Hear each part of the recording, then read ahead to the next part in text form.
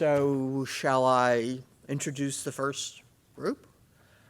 So the first discussion is a consumer discussion, and the moderator is Laurie Hallmark, and then I think the participants will all say a few words about themselves before we get started with the moderated conversation. So, okay, it is working. This is Beth Ribet, and she is the director and co-founder of Repair, which is a health and disability justice organization. To my left is Bridget Hutchins, who... Okay, how's that? All right. It sounds weird to me. This is Bridget Hutchins. She has a Ph.D. with a focus on maternal mental health. She is a nurse and a midwife, and she just, I think a week ago, moved to San Diego, and she's beginning a faculty position there. And at the far end is Victoria Rodriguez-Roldan. She's the Senior Policy Counsel for Trans and Gender Nonconforming, Justice Director, Disability Justice Project Director for LGBTQ Task Force. Did I get everything right? Okay. Introduce yourself. Oh, I'm sorry. I'm Laurie Hallmark. I'm the managing attorney for mental health programs at Texas RioGrande Legal Aid. And we cover all the border over to El Paso, San Antonio, Austin, and the giant chunk of South Texas. So it's a challenge. Thank you so much. I wanted to just jump in, and I'm hoping that our panelists will be able to provide the relevant background information from within our questions. And the first question that I have, I'd like to direct to Beth and then to everyone else. How have mental health challenges affected your life trajectory? Testing sound. Okay, there it is. So I'd like to say good morning. I don't underestimate, given that many of us live or at least are visiting Los Angeles, what it takes to get through rush hour traffic. So I really, really appreciate everybody who made the choice to be here. And just a huge thanks to Ellen for the invitation and for all your wonderful work and friendship. So as Laurie mentioned, my name is Beth Ribet, and Ellen had encouraged us to do introductions. So by profession, I'm an advocate and academic. I run a little nonprofit that's about 5 years old. I have a doctorate in social relations, which is jointly sociology and anthropology, and also hold a law degree from UCLA, no offense at all to the Trojans, with a concentration in critical race studies. And I never planned to be a practicing attorney. I had finished my doctorate first and decided to add the law degree. And in addition to running my nonprofit, I teach a little for UCLA in disability studies and in gender studies. So that's me professionally, and as a person with mental illness and a lot of disability issues, I want to sort of introduce myself in that second way and also hopefully engage Laurie's question. So I should first say the nonprofit that I founded focuses on the ways in which violence and exploitation and inequity are disabling mentally and physically. And for me, that's very personally motivated, as well as driven by consciousness about much broader dynamics that affect millions of people. I've been speaking publicly since 2014 about being a child survivor of systems of prostitution. I was used in a lot of pornography and tortured when I was pretty little. And nobody who has an experience that extreme or that violent comes out of it without a lot of illness and disability. Those kinds of experiences, especially when you're really young, are shattering. They break psyches, they break bodies, and they did both for me. But I lived, and I lived to adulthood, which makes me already atypical. So the diagnoses that I'll mention today, I have chronic post-traumatic stress disorder. I think everybody probably knows, if you're at a conference like this, what PTSD is. It's hard to miss it in today's context.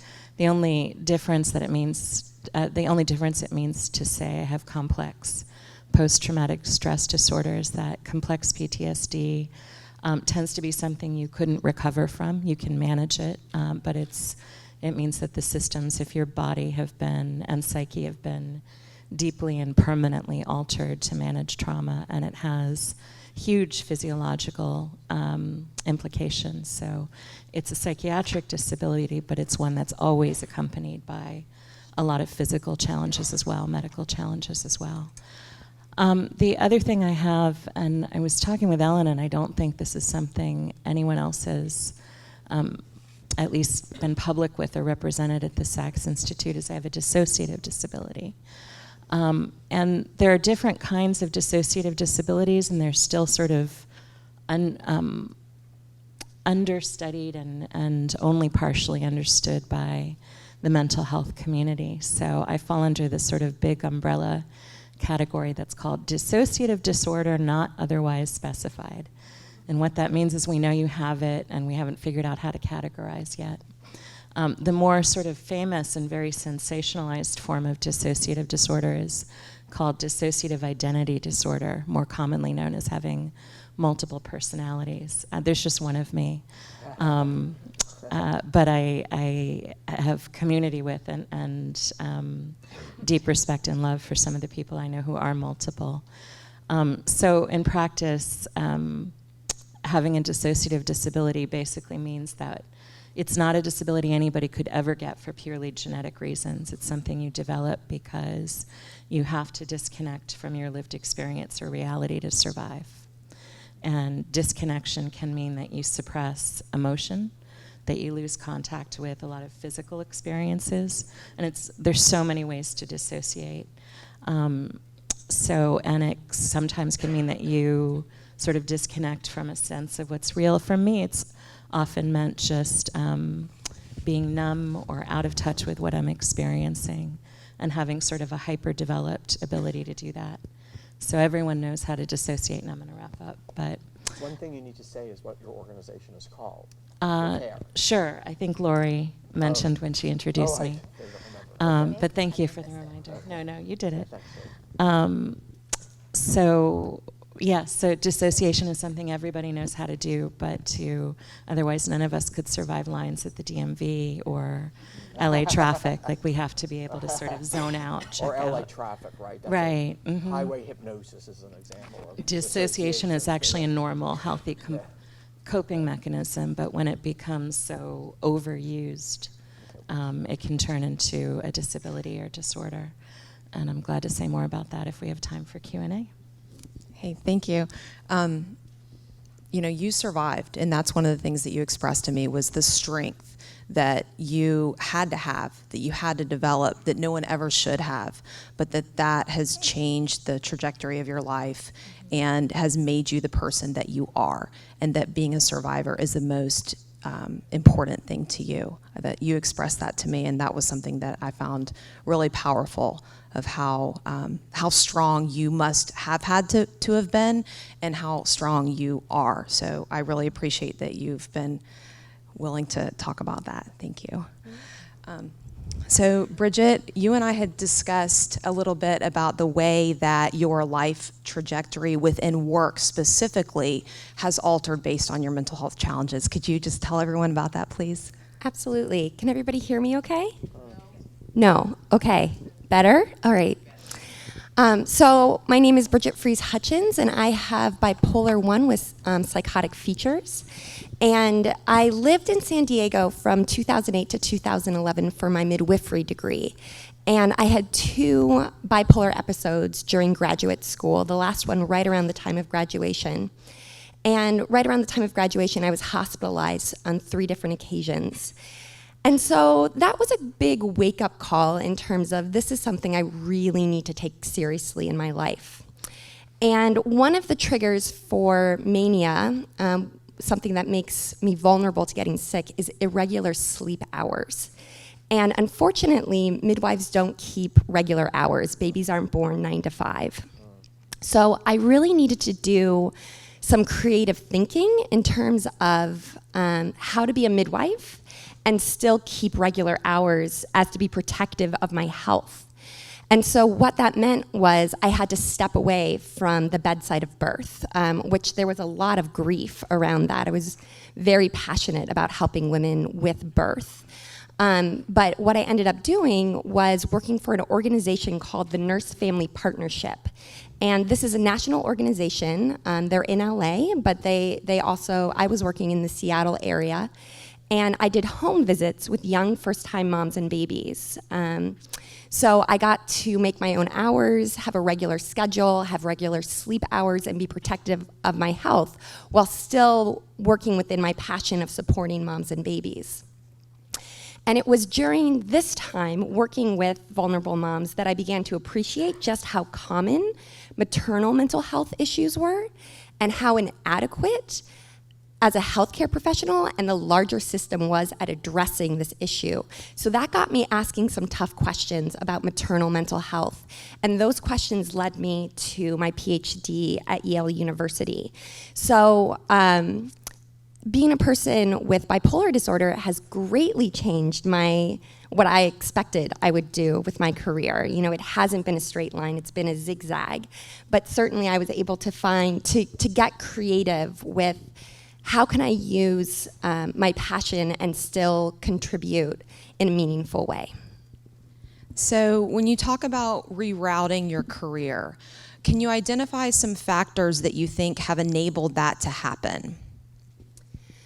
So that's a great question. I think having some flexibility around, and it wasn't easy. Like I said, there was a lot of grief around stepping away from the bedside of birth. But having some flexibility in order to prioritize my health was really helpful. And a little bit of creativity of just thinking about what are other ways I can contribute to the field without compromising my health. So those are two important aspects. So I want to say one other thing, which is that Bridget's father, late father, Fred Frese, was kind of the architect of the kind of consumer voice speaking. He had illness himself, and he was really, really great, really smart, really kind. He was a person who said, please don't use the N-word anymore, meaning nuts, and I thought that really said a lot. Absolutely, and the influence of my father is not to be understated. So my father had schizophrenia and was one of the first professional consumers in the country to be open about his experience. And growing up with that influence gave me a deep sense that although bipolar is a disability, it doesn't mean that I have to surrender my dreams or give up on my life. And so thank you for bringing him up. Victoria, I know that you were already involved in advocacy. How has your trajectory changed by adding in the mental health challenge component of advocacy, and which is within your life? Can everybody hear me? Okay. So I would say, to a large extent, the reason I am engaged in mental health and disability advocacy is precisely because of my having bipolar disorder, which started basically in law school, trying to come to terms with the enormous stigma that exists around mental illness in the legal profession, and how my own experience in law school, how years ago people would be afraid to disclose it. People would literally, one example I have is somebody who was hospitalized and had the classmates that she trusted make up a different story to say why she was out of class for a week, basically, to her professors, because she was afraid of what might be the consequences of that. Personally, I tend to be the stubborn type. I do firmly believe that one of the big issues around mental health advocacy is that we don't have enough people with lived experience in it.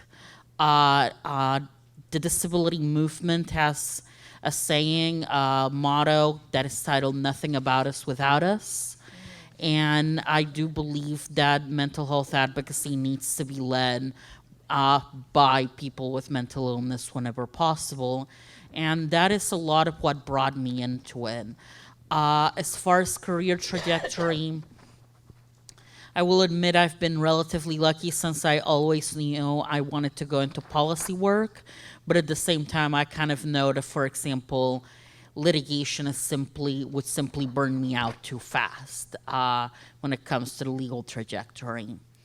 However, my own experience with mental health and mental illness has formed that experience into making me an advocate, into insisting that mental health stigma be done with, into insisting that mental health be led by and for people with mental illness.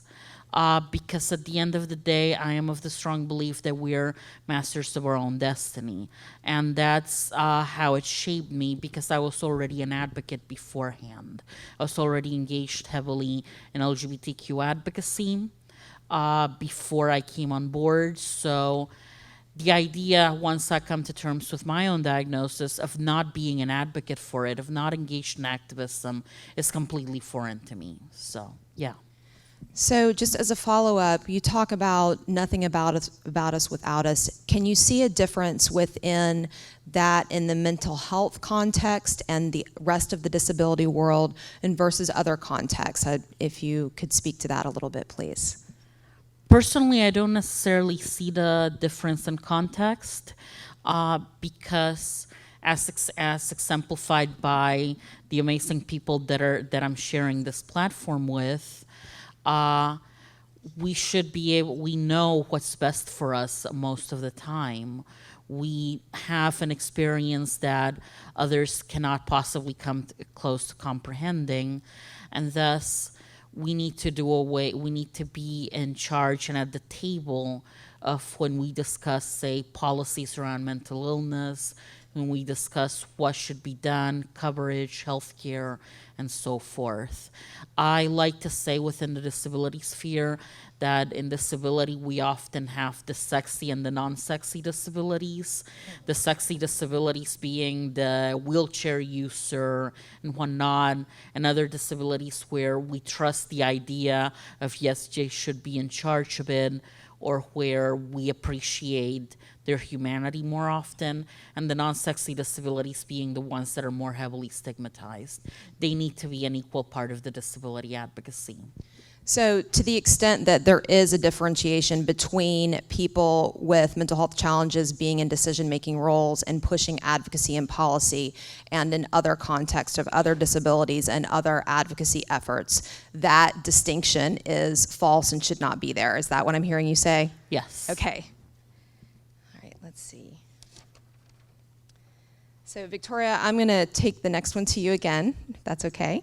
Within the context of your life and your work, what are the challenges that you have and are facing, and what are the helps and what has helped to alleviate those challenges?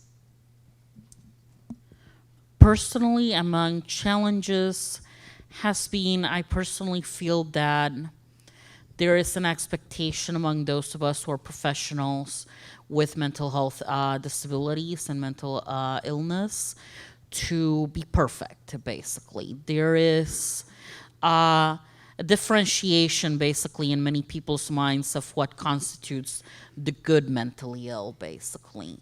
And that requires you to completely act as if you did not have mental illness and be perfect and have all the degrees and be well-dressed and be soft-spoken and just say that you have the diagnosis and that's it.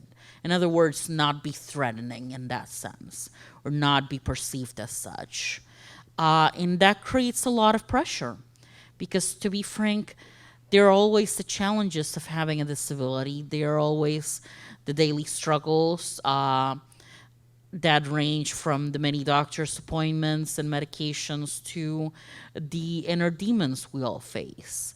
And that in that sense, what helps the most at times is to have other people in my life that face the same challenges there, and to have support within, for example, my own wife, who is also someone with mental illness, as well as being an integral part of disability advocacy because I see it as part of that self-care, basically. So I know that it was important to you to express encouragement for law students and for people within the professional community for ways to overcome challenges and to have helps. Could you talk about that for just a minute, please? Yes. Sometimes one of the greatest issues that comes to mind when it comes to mental health is the need for mentoring. It's the need in the legal profession, especially, and in overall political and activist fields. We need to look after our children, basically. And I like to often see my interns as the babies that need to be brought up because, sadly, for good or bad, you're seen as a role model when you're open about it and hold a position of power, so to speak. And that role model status means that you will be sought after and that you will be seen up to and looked up to. And that pressure aside, that is important because it allows others who are coming after you to be open about it, to work with it, to seek whatever help or treatment they need or don't need. And in that sense, that is one of the biggest things we need, especially within the profession, which is more mentoring, more understanding, and more, I'm trying to come up with a better word that isn't as bad connotation as hand-holding, but that nurtures our law students, our interns, and the future lawyers of the world, basically, into being open with themselves and taking care of themselves, because it is indeed a major problem within the profession.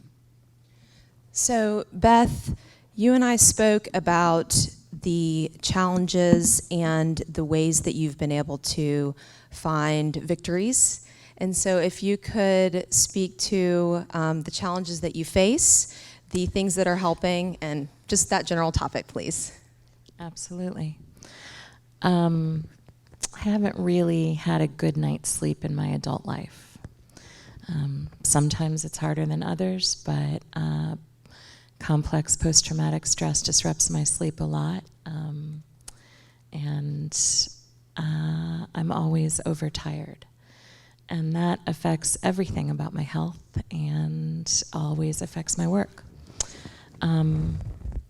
This is a subject that I think I could talk at length about, and I've been thinking about what to say that's more succinct, and what I can say is, I identified when Ellen was talking about the value of work, and I love work. I love teaching. I've loved it since I first did it in 1996. I really like my students. I love the experience of teaching, and I love my nonprofit. I'm happy almost every time I think about it, and see deep value in the work that we do. So part of the challenge for me is that, I mentioned sleep, which is one way in which, sort of fatigue impairs my ability to work. And there are lots of other ways that mental health challenges decrease my productivity. I compensate for that, like I'm a prolific writer, so I still get a fair bit of work done, but less than I could if I weren't struggling as often as I am. And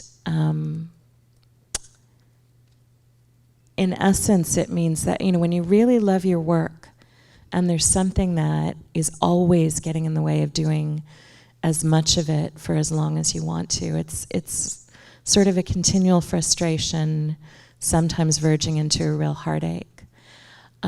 So in answer to sort of what helps with that, a lot of things. Having very loving, supportive community. Continually reminding myself that I'm very grateful to be in community with people with disabilities. And I just said reminding myself, but actually I'm continually reminded. I don't have to remind myself that I'm really grateful to have disability community and to be connected to a lot of other people who are also working very hard to be able to work at all, and despite that, doing beautiful things. So I take a lot of comfort and pride in being part of the communities that I'm part of. And then a lot of other things. You know, I made a protein smoothie with 20 ingredients before I came today, and it's keeping me from getting dizzy and low energy. And, you know, so being really exacting in taking care of my physical health, and in figuring out, in terms of nutrition and exercise and everything else that I can do, complementary care. You know, I love acupuncture. So all of those things help manage stress and reduce the toll on my body of living with the challenges that I do. So I find that in practice, taking the best care I can of my body is really vital. And I'm already up to 30 ounces when I finish this, so aiming for a good 100 ounces a day of water helps. Want to mention the circle thing that you did? Oh, sure. So Ellen's my buddy, and one of the many people whose presence in my life is an example of what I mean when I say I really love disability community. So we get, you know, lunch or dinner probably at least once a month, and Ellen gets to keep hearing about the work that I do.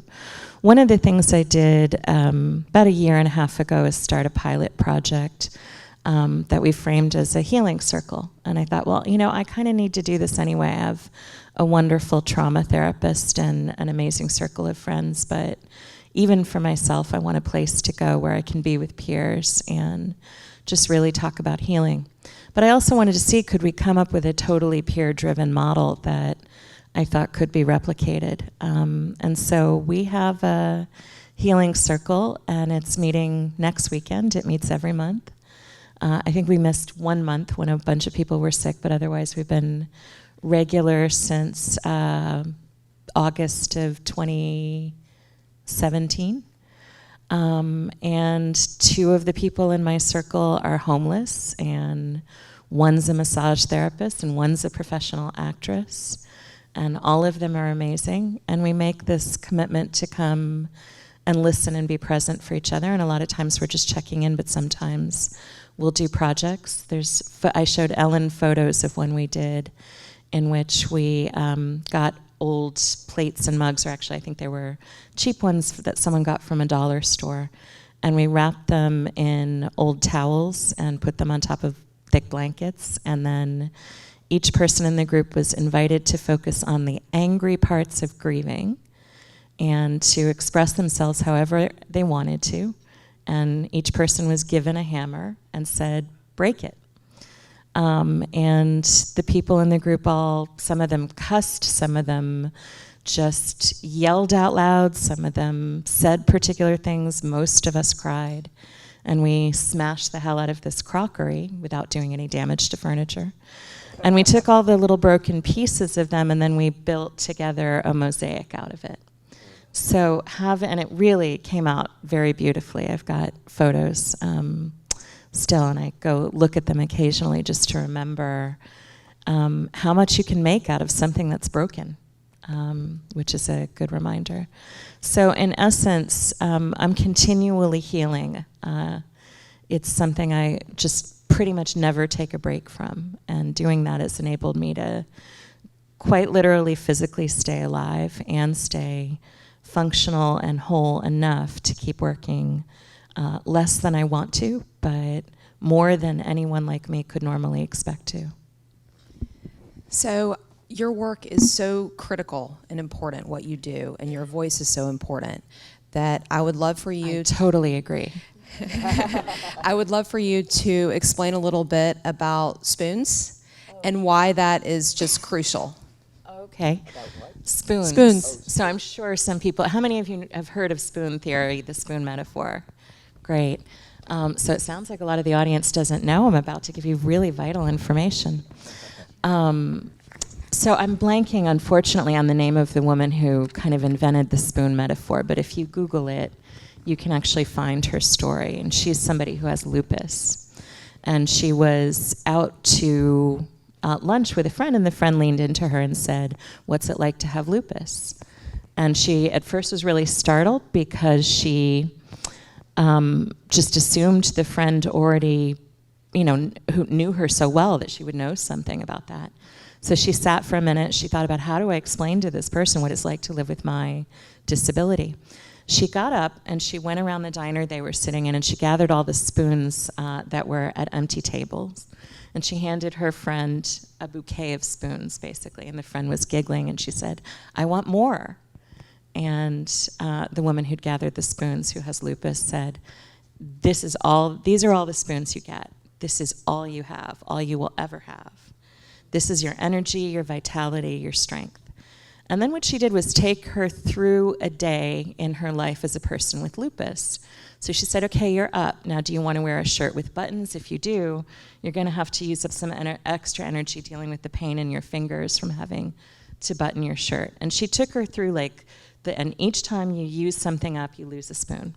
And these are the spoons you have. So she took her through the day, and by the end of the day, she was down to a single spoon, and she had just made it home from her hypothetical work.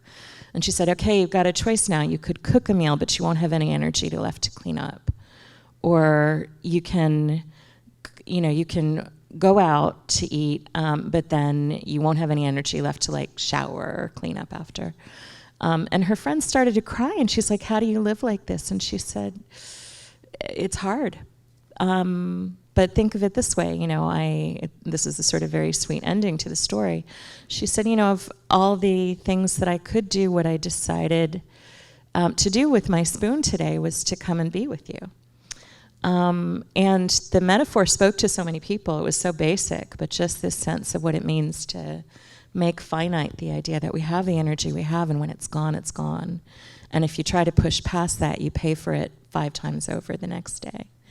And so it became something that people with chronic pain, chronic illness, chronic fatigue claim. And now it's actually you can get a T-shirt that says you're a spoonie. And there's an LA-based group. I went to one of their events that's called Spoonies Unite. And it's become a way that people express that they're dealing with those limitations. And I have a whole set of friends, including the one who first introduced the term to me, where all we have to say is, I don't have the spoons right now. And everybody's like, oh, okay, yeah.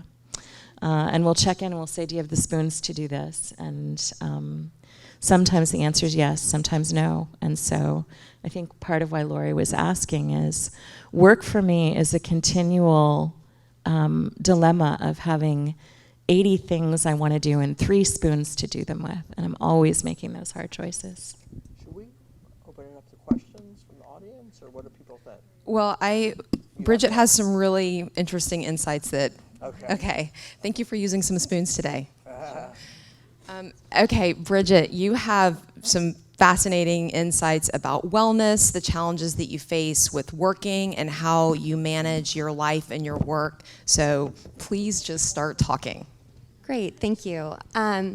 So for me, it's all about keeping balance. And as a person with bipolar disorder, it's really important that I'm protective of my sleep. It's really important that I take care of my body with proper nutrition and regular exercise. And so, and that it requires proper work-life balance, proper family time, having time to nurture my relationships. And I find that it's all about keeping that balance recalibrated. I have a 16-month-old baby, and so that sometimes interferes with my sleep. And so with that, I know that, well, maybe I'll need time to take a nap after work. Or sometimes the work demands are greater, and I know when that happens, I'll need to take it easier down the road. So it's all about keeping a balanced life and being able to recalibrate that so that I can prioritize my health and I can prioritize taking care of myself. So I know you and I had talked about your work specifically in maternal mental health and how your personal experiences have provided you with knowledge from a personal perspective as well as for a professional perspective. Could you please talk about how that has informed your work and how it's a benefit within the community? Absolutely. So I did have an episode of bipolar disorder after my son was born. So I have my own personal experience of a maternal mental health crisis. And I think that just deepens my understanding of the complexity of that particular issue. In addition, I think going through a mental health crisis, like going through any type of crisis, deepens a person's sense of compassion for the world. And being in the service profession, having a sense of compassion is a really valuable tool. And I would say just in general, being a human being, having a sense of compassion is a really, really valuable tool. And so from that standpoint, I actually view my mental illness and my experiences with that as an asset to my profession and to my own personal development. So I love the idea that there are positives, particularly within the work environment, because I think that that's something that we often forget. We think of it only as a challenge, but we kind of forget the benefit of the lived experience and what the work that it enables. Victoria, could you speak a little bit to the benefits of having experience with mental health challenges in your work specifically? So I think I would go a bit to and echo what you said about compassion, because it does give you the perspective to be able to work on these issues, to understand them better, to be able to carry the weight of knowing what the world is like in one way that most people don't, basically. To be able to understand about our minds, about our lived experiences in ways that many do not, and to be able to have compassion for improving the lives of those who are also going through the same thing, to be able to fight for their rights and for their freedoms and so forth. And to ensure that, yes, you can be a professional, you can be a lawyer if that's what you want to do, while having mental illness, while having disability or mental illness in general. And I think that's a lot of what I think about. It's compassion, it's being able to understand when others come to you, it's that relative sense of community around it. And to name one example, my wife and I first bonded over basically talking about our medications and comparing the morbid details about that stuff. That's how we started dating, if that doesn't terrify you a little bit. So I would say that it's a lot of that. It's being able to understand better a lot of what others go through. And of course, there's sometimes the ability, and I will this is more tongue-in-cheek, the ability to scare people a little bit with it.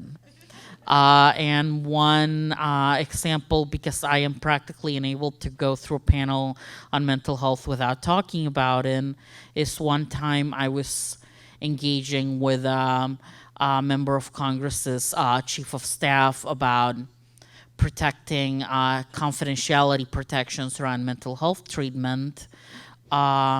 She said that you need to understand that this bill is for the serious mental illnesses. By the way, I'm a lawyer and I'm still trying to figure out what they mean by that. Like bipolar and schizophrenia. So I said, you mean like my wife and I, who are both bipolar, and got to enjoy the next couple minutes of watching her try to dig herself out of that hole, of trying to say, well, if it's well managed, well, trying to say essentially you're one of the good ones, basically, which also goes back to what I was saying of the whole pressure of the good mentally ill and whatnot. So yeah. So, Bridget, with perception challenges, you are obviously open here. but I know we had talked about needing to prove yourself at work without having the diagnosis there in the forefront. Could you speak a little bit to that? Yeah, absolutely. So I am open about having bipolar disorder. I've written about it in Huffington Post. I've written about it in academic journals. And all of that's on my CV, that when I apply to jobs, they have access to that information. But it's not the first thing I lead with when I introduce myself professionally. Hi, I'm Bridget Hutchins. I have bipolar disorder. And that's because I'm not defined by my disability. I'm a more dynamic person than that. And so when starting a new job, it's tricky. It's tricky, when and how to disclose that, and that's a really personal decision. I got the advice from one of my doctors one time that it's important that one person at work knows, just so that if anything should come up, you have a confidant that you can turn to. And I, in all my jobs, have eventually disclosed that I'm a person with bipolar disorder, but I've been really careful about the timing of that. With the Nurse-Family Partnership, it took me about a year and a half before I told my supervisor. And I'm really fortunate that, for the most part, it's always been really well received. But it is tricky to know when and how to disclose that information in a professional setting. So I'm going to be a little selfish and do one more question to everybody before we open it up, because I like this question. If you could change a couple of things within the system, just pinpoint some things, what would they be? So this was the question I liked the best, and late last night, before I finally fell asleep, I actually sat down and wrote an answer. One of the things I notice is that for people who have disabilities generated by severe trauma, there are terrible and really unredeemable burdens, things nobody should have to live with. It's also true, though, that in surviving and healing, there's sometimes gifts. And one such gift can be an increased ability to imagine deep change. So if profound transformative healing is possible for an individual, even for people who've been shattered or devastated, it becomes easier to imagine similar things happening in whole communities and imagine systems and institutions changing gradually, shockingly, over generations. So I'm imagining that healthcare providers, first responders, teachers, courts, journalists, and everyone who makes up our communities learn to listen to and learn from people who are suffering and in pain. And I'm picturing a future in which we respond to illness and suffering with empathy rather than pity, with solidarity rather than charity, and with awareness of our collective vulnerability, that we all need each other, that every community member is precious, until it becomes unthinkable to be passive when anyone is experiencing exploitation or isolation or maltreatment. I'm imagining that policymakers come to understand and even to cherish the belief that by virtue of our existence, without access to any special privileges, without having to prove ourselves or work for or achieve anything first, everyone has a basic right to be as healthy as our bodies and psyches are capable of being. And then we realize that right by creating abundance of housing, of medical care, of therapeutic and artistic resources, of clean, nourishing food, of opportunities and education, until deprivation in any form is no longer a meaningful social problem. I'm imagining that mental health comes to be equated with social justice based on the core premise that none of us can be psychologically well or whole while our communities contain poverty or mass incarceration, racism, abuse, or subordination in any form. And I'm imagining that when any of us cross borders seeking refuge, safety, and opportunities to recover from emotional and physical injuries, we'll be able to count on certain truths: that families will not be broken up or children put in cages, that traumatic stress will be taken seriously and its treatment understood as a universal imperative, that illness and injury will never be a basis for deportation or exclusion, and that people who are suffering will not be further punished for trying to survive. And I'm cutting these short because I know we don't have a lot of time, but I'll finish by saying that I'm imagining that people with disabilities will be believed when we say who we are, when we share what we need, when we say how we've been harmed, and when we share the things we've learned about the world. I'm imagining that talking about one's mental health honestly will become commonplace and expected as people let go of the notion that we're supposed to be strong or invulnerable at all times and learn to appreciate humans in our complex fragility and resilience without shame. Thank you. And especially for tying into the socioeconomic and social justice stuff, it's just critical. And I really appreciate that you tied it together like that and that you use so many spoons. You're welcome. And as far as the social justice piece, I gotta say, duh. Yeah.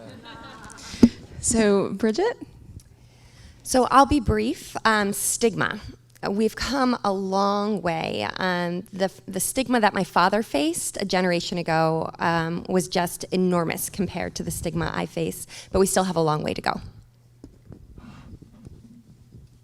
And do you have any ideas about how that can change? Hearts and minds is what Victoria calls it. How do we do that? So I think today is a great example of a way to raise awareness and bring the spotlight onto mental illness and the way that people who suffer from mental illness can make meaningful contributions. And it's linked to social justice. So. Thank you. So, Victoria, I think it was hearts and minds and police were my prompts Hearts and for minds this one. and what? Police. I'll prompt you on that after hearts and minds.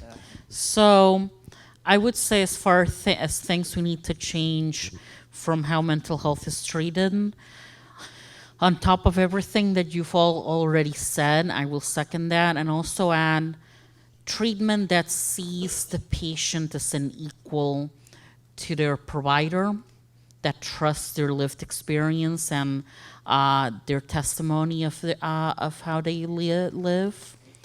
And also I would add not just acceptance or not just awareness, but acceptance.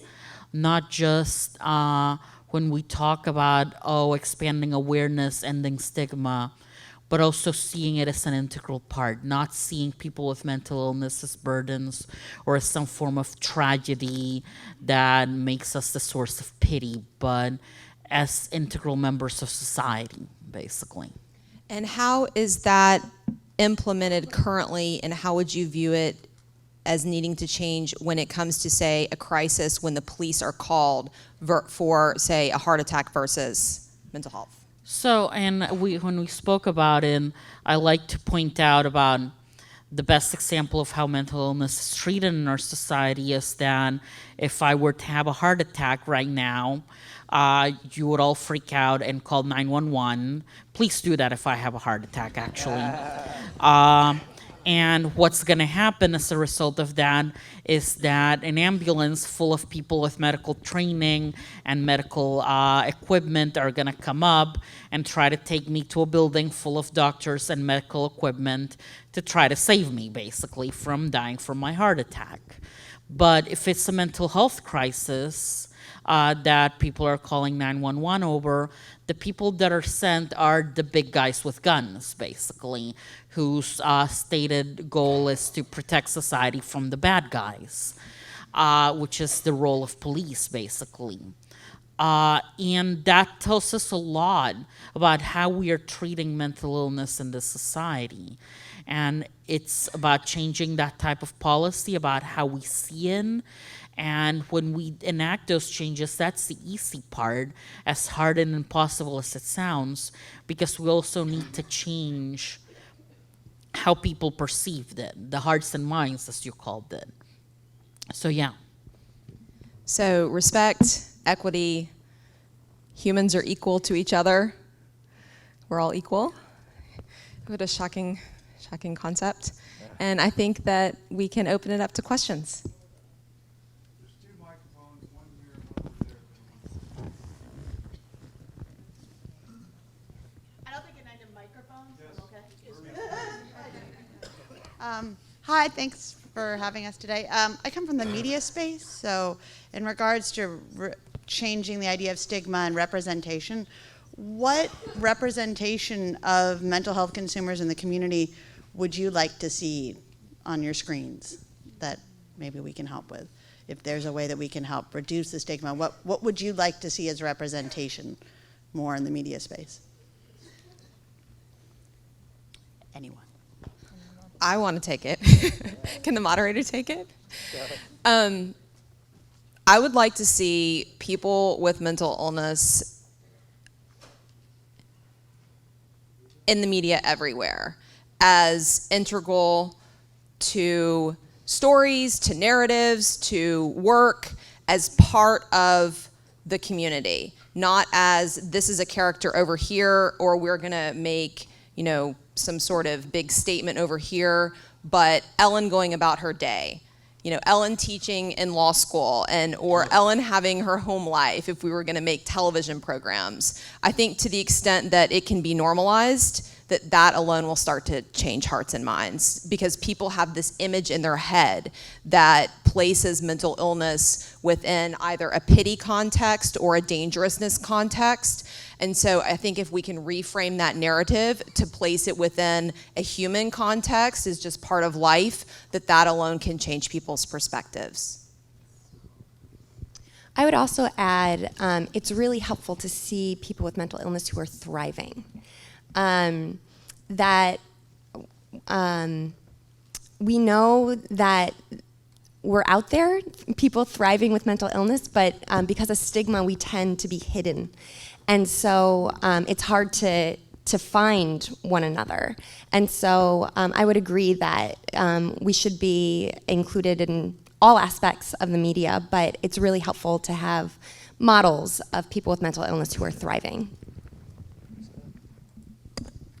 Yeah, I wanted to recount something that happened with me, which was that I had been invited to be on one of the major news, not evening news, but one of these shows that does programs, 60 Minutes and, Dateline and one of those programs. And at the last minute, they called me up and they were doing a thing on schizophrenia and said, my boss says I really can't use you. And I said, why? He said, because you're not representative enough. And I thought, don't you want to show the range of outcomes, people doing well, people doing poorly, people in the middle, what helps, et cetera? It was just kind of shocking to me.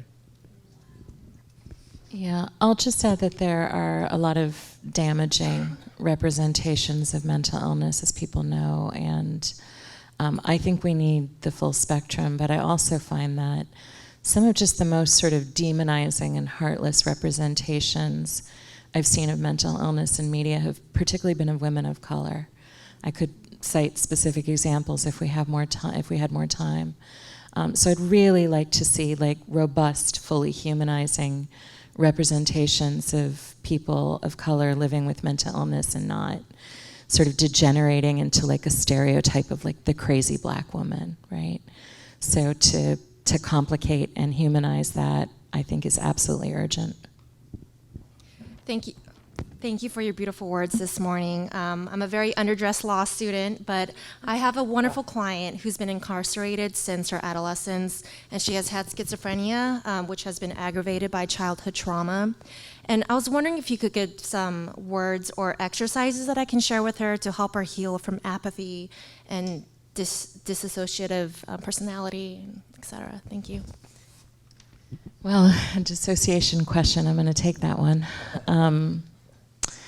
But words or exercises, what came to mind when you spoke is what always comes to mind when I think of, and it's something I think of every day, of the fact that so many of our people, so many people with mental disabilities are incarcerated and institutionalized and shouldn't be. And so what I would relay to her is that I don't know her name, but I miss her. She should be out here with us. And we miss having her in community, and she's not forgotten. We know that she's there and would like to see her be free again.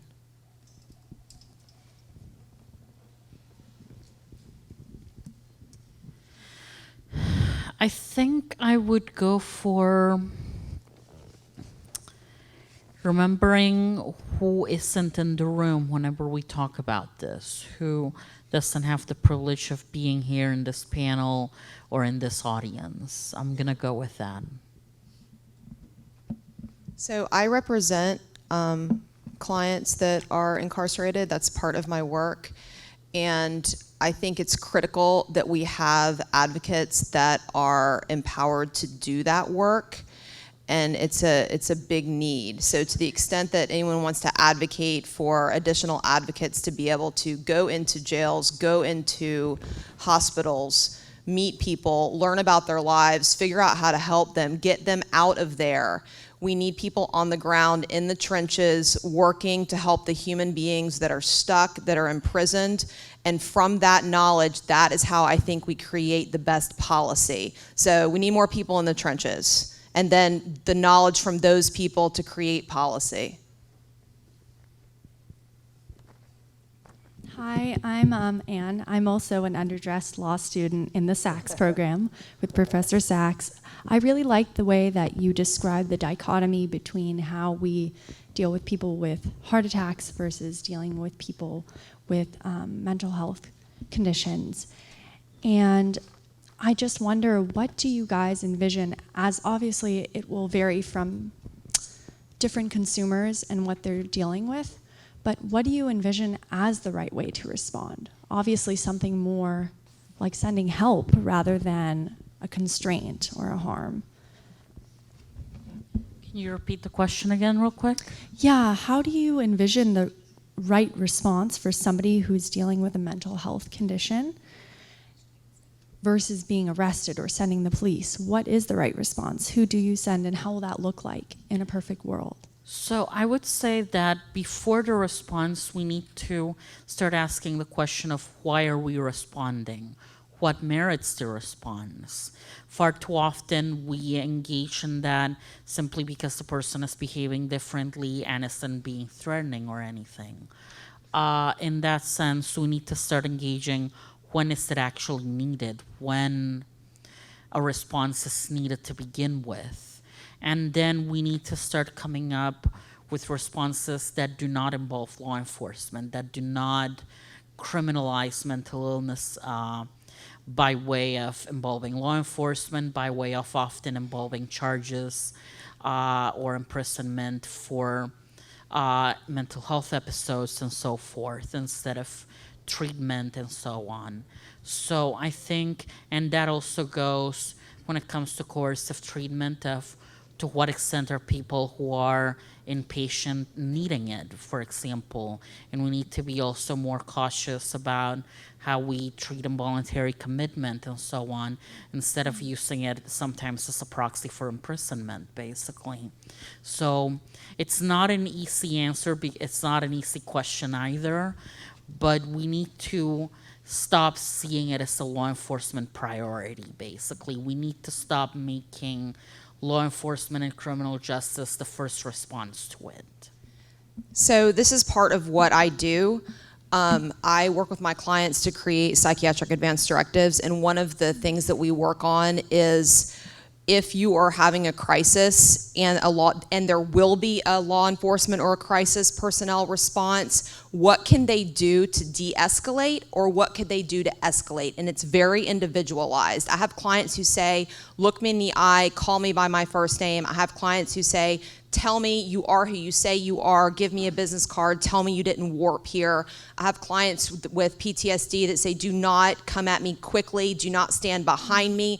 But the reason that I know what those things are is because I speak to them individually and I find out what works for them specifically. So just like everyone here in the audience is listening to our panelists, it's exactly the same thing. Obviously, we don't want to get to that point, and obviously it should not be law enforcement responding, but if you're able individually to advocate for your client and find out what helps you, if that knowledge can be transmitted to the people who are likely to respond, then that can help de-escalate and prevent really bad things from happening.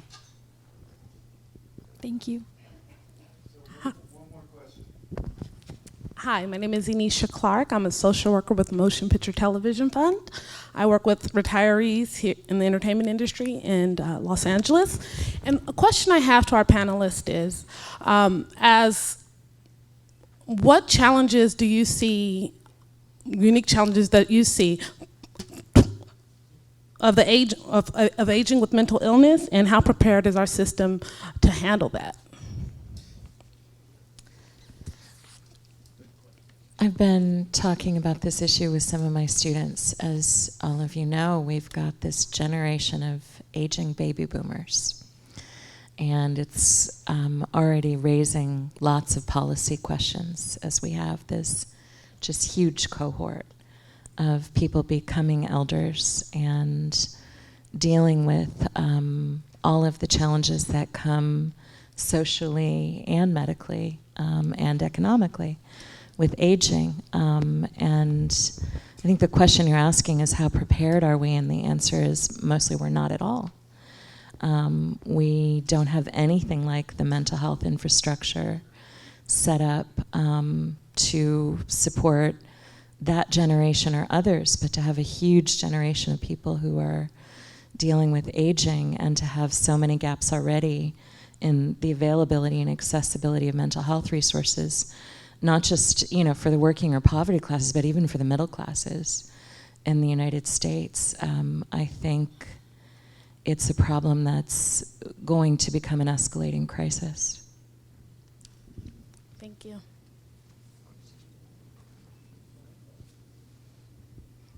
That's a really down note to end on, I'm sorry.